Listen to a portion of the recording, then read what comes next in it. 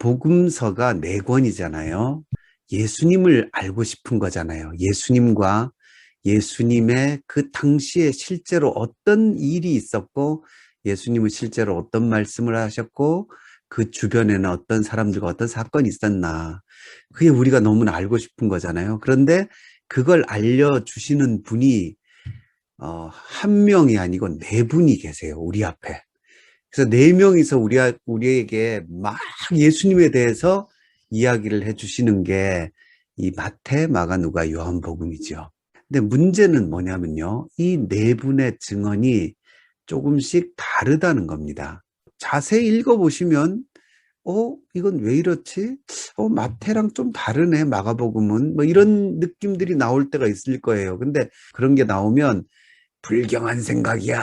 마귀가 틈타고 있어. 이런 얘기를 해서 그런데 그런 의문이 굉장히 중요한 거예요. 그런 의문이. 그게 초대교회 베레아 성도들의 그것이 그러한가 사상이거든요. 다 똑같으면 그게 더 문제입니다. 왜냐하면 그러면 네 권일 필요가 없잖아요. 다 똑같은데 똑같으면 한 권이지 왜 네 권입니까? 옛날에는 예수님을 촬영한 게 아니거든요. 설교나 가르침도 녹음을 한 게 아니에요. 들은 사람들이 전한 거거든요. 들은 사람들이. 그 들은 내용이 그 내용의 핵심까지 틀리진 않는데 디테일한 면에서는 다를 수 있다는 거예요. 기억이. 그리고 동시에 정확한 기억도 시간이 지나면 왜곡된다는 거. 나이 들어가시면서 여러분도 좀 느끼시죠? 그러니까 그런 목격자의 증언들을 모았기 때문에 똑같을 수가 없죠. 증언들이 조금씩 달라요. 그렇기 때문에요. 어떤 중요한 얘기가 나오냐면 우리가 복음서를 통해서 예수님을 알아야 되잖아요. 그때에 우리가 발견해야 될 예수님은 어느 한 구절을 가지고 확정 지은 예수님이 아니에요. 그러니까 하나님의 말씀은 성령의 영감으로 된 거다. 그러니까 봐라, 이 말씀 봐, 이 말씀, 요 말씀 그대로 이거 다 하나님의 영감이니까 이 말씀대로 믿어야 돼. 가 성경을 읽는 방법이 아니고요. 하나님의 영감이란 게 뭐냐면 그렇게 주어진 이야기들을 다 성경 말씀이잖아요. 그 다음에 종합하고 비교하고 판단해서 나타난 예수님의 진짜 모습을 발견해 가는 것이 그걸 하도록 하나님이 영감을 주신 거예요. 이해가 되시죠? 그러니까 무당한테 신필 쓰라 그러고 하나님이 불러가지고 쭉 받아 적은 게 아니라요. 하나님의 영감으로 이 안에서 진짜 예수 그리스도와 진리를 발견할 수 있는 가능성들을 저자를 통해서 다 담아두셨다는 거예요. 성경에다. 거기 완전 무결 필요 충분하게 담아두셨다. 그래서 여러분 예수님이 제자 부르실 때 마태복음하고 마가복음만 본 사람들은 이렇게 오해해요. 베드로, 안드레, 야고보, 요한을 예수님이 처음 만난 거는 갈릴리 바다였다. 그렇게 알고 있는 사람 엄청 많아요. 그죠? 그리고는 예수님이 부르자마자 바로 모든 걸 버리고 쫓아왔다. 이야, 신기하지. 예수님은 역시 신기하신 분이야. 근데 실제로 그렇게 오해하고 있는 사람들이 교회 안에 굉장히 많고요. 심지어 설교자들 중에도 그렇게 설교하는 분들이 있어요. 근데 그거는 여러분 그냥 상식적으로 생각해도 왜 다 상식적인 사람들 사는 얘기예요. 사람 사는 곳에 사람으로 예수님이 오신 얘기거든요. 그러니까 뭐 이상하다 이런 생각이 좀 들어야 정상이에요. 그리고 누가복음을 봤더니 처음 베드로의 배에 올라타서 설교하시는 장면이 거기는 나오면서 고기를 못 잡고 밤을 샜잖아요. 예수님이 깊은 데로 가서 그물을 던지라 그러니까 베드로가 말씀에 의지하여 그물을 던지겠나이다. 그랬더니 이제는 또 어떻게 한 걸음 더 들어갔지만 결국은 오해인 또 이야기가 나오죠. 그게 뭐냐면 예수님이 베드로를 처음 바닷가에서 만나셨는데 말씀에 의지했더니 베드로가 복받는 그런 은혜가 있어서 예수님이 과연 예수님이시다. 뭐 이렇게 이제 이런 메시지가 또 나와요. 누가복음을 거기다 넣으면 거기다가 나를 떠나서서 나는 죄인으로서이다 베드로가 그러잖아요. 그러니까 예수님 앞에 서면 우리의 죄가 막 드러난다. 그의 신성 앞에 우리는 죄인님이 드러날 수밖에 없다. 은혜롭고 좋은 얘기인데 현실적으로 이게 다 예수님 이야기가 실제 있었던 이야기인데 실제적으로는 이게 적용하기가 힘든 얘기들이 나오잖아요. 그러다가 어떻게 됐습니까, 여러분? 요한복음을 보니까 이게 풀리잖아요. 바닷가에서 처음 만나신 게 아니에요. 요한복음에 딱 나오지 않습니까? 세례 요한의 세례받는 그 자리에 이미 베드로도 있고 안드레도 있고 빌립, 나다나엘 다 있었다는 거예요. 거기서 만났다는 게 어디 뭐 비밀 문서에 기록이 되어 있는 게 아니죠. 우리가 들고 있는 성경책에 기록이 되어 있어요. 그러니까 아까 제가 말씀드린 대로 어느 한 구절을 보고 확정하고 그걸 믿는 게 신앙이 아니고요. 특히 복음서는 이 속에 있는 증언들을 통해서 연구를 해야 돼요. 연구를. 그거 하라고 교회가 설교자들과 학자들과 목사들을 키우는 거예요. 왜냐하면 그렇게 당연히 하면서 성경을 봐야 되니까요. 그리고 우리가 발견한 예수님, 이미 베드로를 만났고 다시 예수님이 갈릴리 바다로 그들을 찾아가신 스토리. 그러면 누가복음도 풀리고 이야기들이 풀려나가죠. 그러니까 어떻게 됩니까? 마태, 마가, 누가, 요한이 통합적으로 이야기하는 예수님 속에서 우리는 진실에 가까운 이야기, 그러니까 더 진짜 예수님의 이야기로 들어갈 수 있는 거죠. 그러니까 그런 작업이어서 4권의 복음서가 있고 이게 우리한테 복이라는 겁니다. 그렇기 때문에 복음서는요, 물론 뭐 각 권을 읽으면서 우리가 큐티하고 은혜를 받을 수 있죠, 얼마든지. 그러나 필수적으로 정독해 들어가려면 서로 비교하면서 읽을 수밖에 없죠. 복음서는. 그렇게 읽으라고 하나님이 4권을 우리한테 주신 거예요.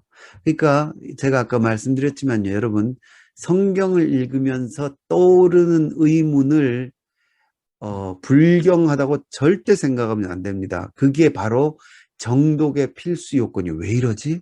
왜 그럴까? Why를 붙이면서 들어가죠. 성경도 당연히 그렇습니다. 그렇게 하라고 하나님이 인간의 글로 진리를 써주신 거죠. 그렇기 때문에 특히 복음서는 예수님의 더 실제 모습으로 우리가 들어가려면요. 여러분, 뭐가 제일 나쁜지 아십니까? 뭐가 제일 나쁘고 뭐가 제일 위험하냐면 그냥 믿어. 이게 제일 나쁜 거예요. 그것 때문에 우리 한국 기독교가 지금 아주 처절한 패배를 맛보고 있는 겁니다. 그냥 믿어 때문에 지금 청년들이 다 교회를 떠나고 있고요.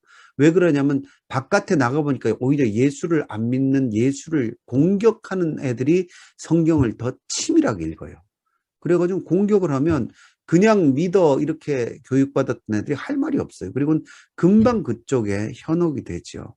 사도행전 17장에 아까 제가 말씀드린 그 베레아 사람들 얘기를 했는데, 이것도 그 베레아 그 성락교회인가 그 이단 김기동인가 베레아라는 이 명칭이 들이 가서 쓰는 바람에 지금 우리가 쓰기가 좀 애매하게 됐는데 이게 굉장히 중요한 구절이에요. 이게 우리 신앙이 어느 쪽으로 가야 될지를 잘 알려주는 초대교회 때부터의 전통인데요. 17장 11절에 뭐라고 나옵니까? 베레아에 있는 사람들은 데살로니케에 있는 사람들보다 더 너그러워서 바울이 설교를 하면요, 간절한 마음으로 일단 말씀을 받아요.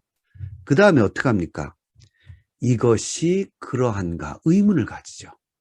정말 의문이라는 게요, 삐딱해서 뭐 반대하는 게 아니에요.